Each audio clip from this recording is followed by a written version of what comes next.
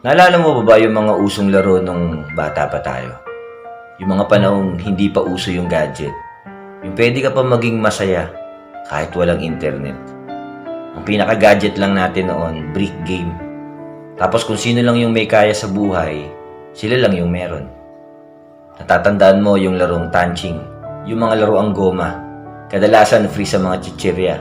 Pero may mga nabibili rin naman talaga. Paborito mong pamato, si Colossus. Binabalutan mo pa ng tanso o alambre yung mga kamay at paa ng laruan para maging mas mabigat. Minsan may mga tornilyo sa kamay at paa. O kaya tinutusok mo ng mga thumbtacks. Natatandaan mo yung larong trumpo. Nakikipagbasagan ka ng trumpo sa mga kalaro mo. Pinapatulis mo pa yung pako para mas mabisa. Nilalagyan mo rin yun ng thumbtack sa ibabaw para mas madulas, mas matibay. Tapos may mga tricks din. Pinapaikot mo sa kamay, pinapaikot mo sa tansan. At syempre, ang isa sa hindi natin makakalimutan na meron pa rin hanggang ngayon, yung text. Yun nga lang, yung mga text ngayon, puro anime o kaya cartoons. Hindi katulad dati, na kung ano yung bagong pelikula, yun din yung usong text.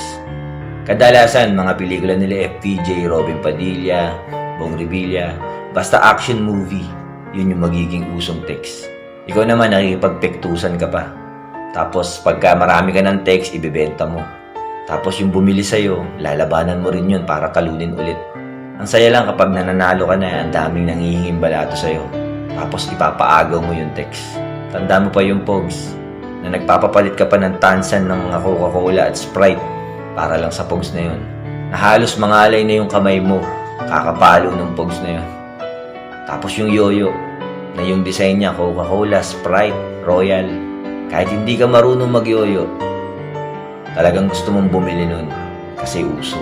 Tapos nakakamiss din tumambay sa puno ng aratilis. Mamimitas kayo ng bunga. Pupunasan mo lang konti, iihipan, pwede mo nang kainin. Tatandaan mo pa yung luksong baka, luksong tinik.